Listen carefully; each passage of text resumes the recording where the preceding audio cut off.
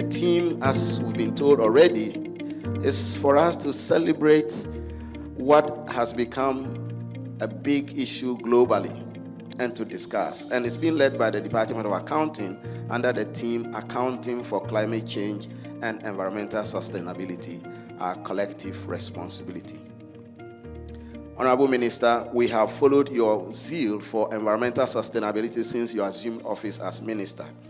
And we are very confident that together with the other excellent speakers for today's discussion, we will be able to shape discourse and to make impressions that will be lasting on this important global conversation.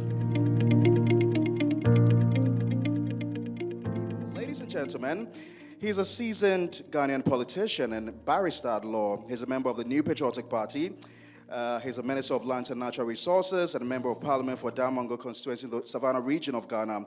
He holds a Bachelor of Science degree in Physics from the Kwame Nkrumah University of Science and Technology, and a Bachelor's of Law and a Master's of Law degree from the University of Ghana. Prior to being appointed Minister for Lands and Natural Resources, he served as a Deputy Chief of Staff in charge of operations at the Office of the President of Ghana. He previously worked at Kulendi at Law, a commercial and corporate law firm in Ghana, where he rose to the rank of Senior Associate. He's largely considered as a rising star in Ghana politics. Ladies and gentlemen, please join me. Welcome, Honorable Samuel Abu Jinapor.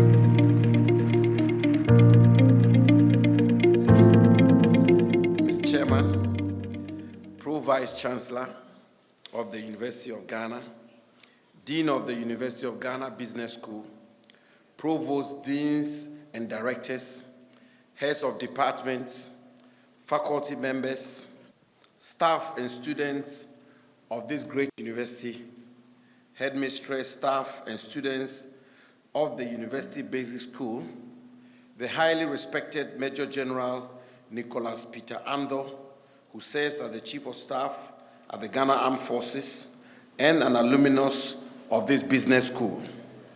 Distinguished guests, ladies and gentlemen, it is always good to be back in the premier university in Ghana, the University of Ghana, where after I earned a BSc degree in physics in Kwame Nkrumah University of Science and Technology, I had the privilege of undertaking my legal education about a decade and a half ago, which formed the basis of my professional career. The quality of the holistic education I received explains why, after a few years, I had to come back to this same university to pursue my Master of Laws program. Ladies and gentlemen, given the very rich experiences I had from both the University of Ghana and the Kwame Nkrumah University of Science and Technology, I deliberately refrained from intervening in the overflocked friendly debate of which of the two universities is greatest. I leave that to the jury. Except to say, though, that this university is premier, and that of Ghana. On a more serious note, I am grateful to the business school under the leadership of Professor Justice Nyangma Baoli for the invitation to deliver the keynote address at this 43rd Management Day celebration of the University of Ghana Business School. I am informed that since its introduction in 1980, the Management Day celebration has consistently provided a platform for bridging the gap between academia and industry, as well as discussions on key national and global issues. With the theme for this year's celebration, quote, Accounting for Climate Change and Environmental Sustainability, Our Collective Responsibility, end quote, I am confident that today's event will rekindle in us the need to work together to protect our planet. It is indeed refreshing to note that the business school is not focusing only on financial and economic matters, but also on global issues such as climate change. As an academic community, we have a responsibility not only to advance knowledge, but also find solutions to the challenges that confront us as a people. And I commend the organizers for the choice of this theme. It is not therefore surprising that the President of the Republic, His Excellency Nana Addo Dankwa Akufo-Addo, has chosen the University of Ghana as the venue for his commemorative tree planting exercise on the Green Ghana Day on Friday. Distinguished guests, ladies and gentlemen, the climate crisis remains one of the most fundamental threats to our development and our survival and the subsistence of planet Earth.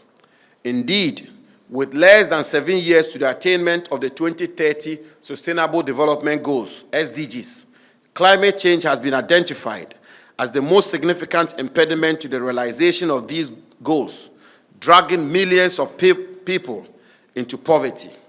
We are told by the experts that having temperature rise above 2 degrees Celsius can have catastrophic and irreversible consequences on our peoples and planets. Thus, in the 2015 landmark Paris Agreement of the United Nations Framework Convention on Climate Change, UNFCCC, the world committed to keep global average temperatures well below 2 degrees Celsius and possibly at 1.5 degrees Celsius above pre-industrial levels by the turn of the century, and to halve global greenhouse gas emissions by 2050. But today, at current rates, there are fears that average global temperatures could reach in excess of 3 degrees Celsius by the end of the century. The impact of this looming disaster is already being felt across the globe, including extreme weather conditions that produce cyclones, hurricanes, sea level rise, flooding, droughts, and irregular rainfall patterns, among others. Unfortunately for us, ladies and gentlemen, here in Africa, due to the agrarian nature of our economy and our low adaptation capacities, we are more susceptible to these impacts. And thus, even though we are the least contributors to this climate crisis, estimated at approximately 4%, we bear the brunt of its adverse consequences. For example, the Ghana Meteorological Organization, in its recent report on the state of climate in Africa, observes that with the current rate of deglaciation, all of Africa's glaciers will melt and disappear in the next 2 decades. And this will lead to drought, floods, extreme heat for some 118 million people, and cause the continent's economy to shrink by 3%. This will derail all the gains we are making towards the attainment of the Sustainable Development Goals. That is why we cannot look on while this crisis continues. We must shoulder our responsibilities towards keeping our planet cooler. Our response to the climate change must be urgent, inclusive, and comprehensive in a way that strengthens the resilience of our ecosystems, and it must involve both individual and collective actions from the youth, civil society organizations, political and traditional leaders, local communities, public and private sector actors, as well as the academia. We all have a role to play. Mr. Chairman, fighting anthropogenic climate change requires that we establish a long-term path for environmental sustainability that caters for the needs of today's generations and that of tomorrow's, with healthy ecosystems of fauna and flora. Government continues to adopt policy measures geared towards environmental sustainability and socio-economic development, both at the micro and macro levels. Our 2012 climate change policy articulates different sectorial policies and interventions across the forestry, transport, energy, waste, agriculture, and other sectors needed to mitigate and adapt to climate change.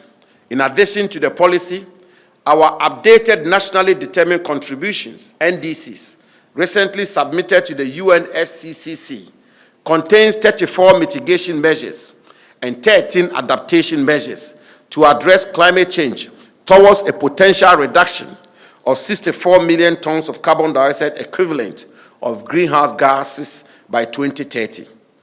These mitigation and adaptation measures are drawn from 5 key sectors and include a shift to renewable resources of energy at a larger scale, the promotion of electric vehicles, adoption of technologies that produce energy from waste, climate-smart agriculture, and reduction in deforestation and forest degradation. These nationally determined contributions are divided into conditional targets which are to be achieved from government funding with support from the international community and private sector, and unconditional targets which are targets to be achieved from government funding. More importantly, ladies and gentlemen, the conditional targets which require partners' support have the potential to achieve about 61% of our planned emission reductions by 2030. This clearly underscores the need for a concerted effort from different stakeholders to achieve climate solutions at scale. It also demonstrates the need to define a broad-level platform of accountability from various stakeholders, for the impacts of climate change are not selective in their effects on sectors. Mr. Chairman, ladies and gentlemen, within the forestry sector, a number of these policies and programs are already being implemented. The Intergovernmental Panel on Climate Change's Fifth Assessment Report, IPCC-AR5, estimates that deforestation and forest degradation contributes about 12 to 15% of the global greenhouse gas emissions. But if well managed, forests and other nature-based solutions have the capacity to contribute about a third of global climate solution. We are therefore working to address the drivers of deforestation and forest degradation, including illegal logging, expansionist agricultural production, wildfires, wood fuel extraction, and the vast issue of illegal mining, while at the same time pursuing aggressive afforestation and restoration activities.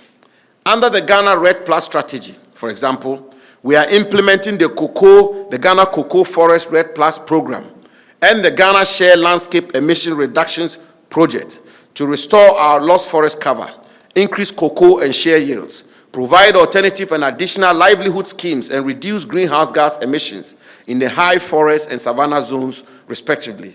The Cocoa Forest Red Plus program, which was launched by President Akufo-Addo in 2019, has already recorded emission reduction of 972,465 tons of carbon dioxide equivalent for the first accounting period between June and December 2019, which has been verified and validated. This has generated resource-based payment of $4,862,280 United States dollars, which we have begun receiving. This makes Ghana the second country in Africa and the third in the world to receive resource-based payments from the Carbon Fund.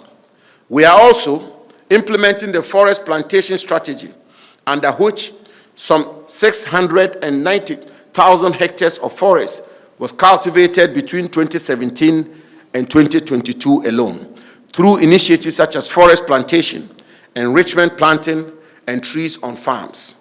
Ladies and gentlemen, and in 2021, we launched the Green Ghana project, under which over 30 million trees were planted between 2021 and 2022, with some 23 million of these trees surviving and doing very well.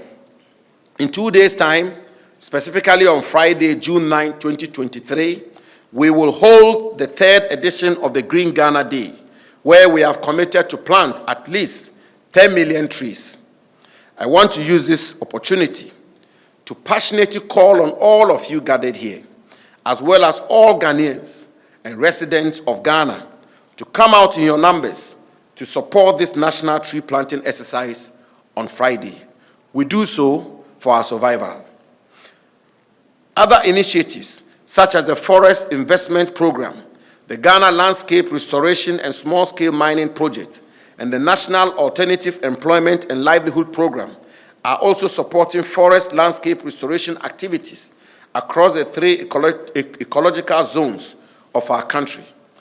Ladies and gentlemen, colleagues, students, all these efforts must feed into global concerted actions to halt climate change.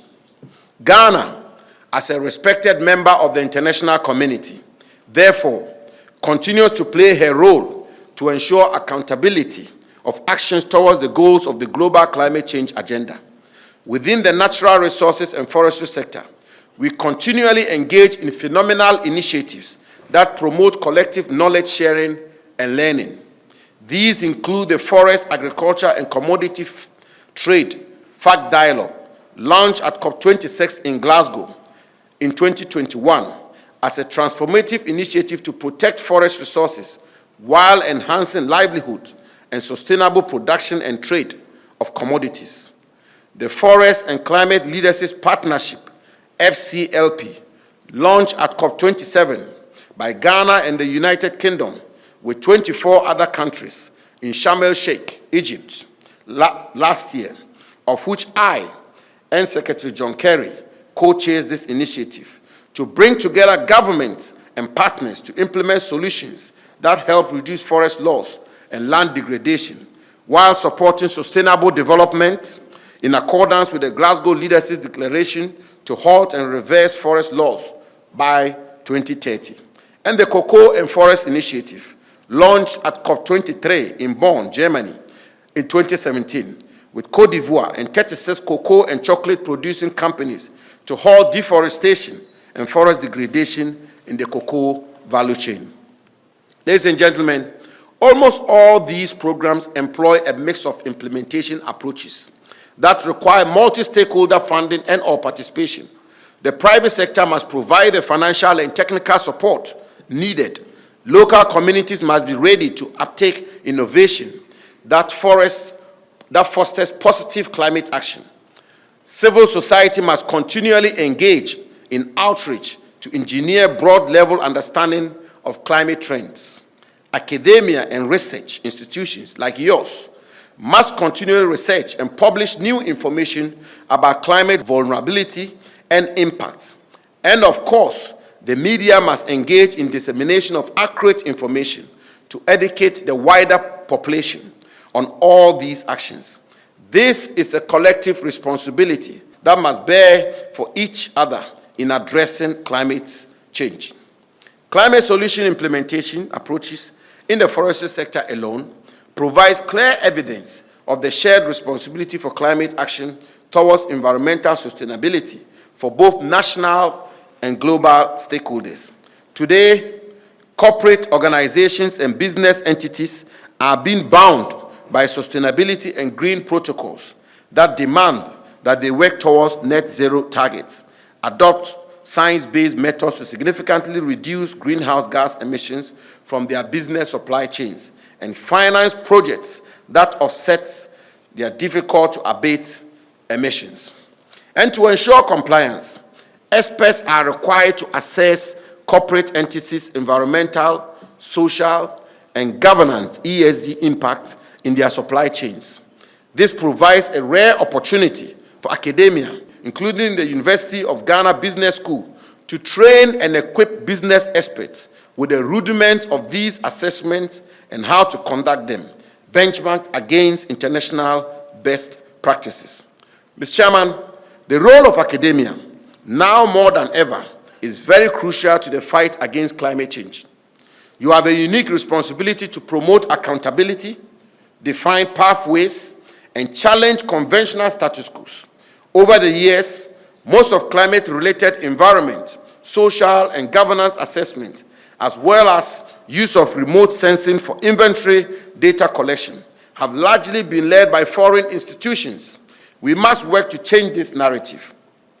On the 43rd Management Day, and in a spirit of our collective responsibility towards environmental sustainability, I want to challenge the University of Ghana Business School and the University of Ghana community in general, and the entire academia in the country to redefine teaching and research to be climate innovative and sensitive. This will ensure that we produce experts and ready market executives to fill vacancies in environmental sustainability.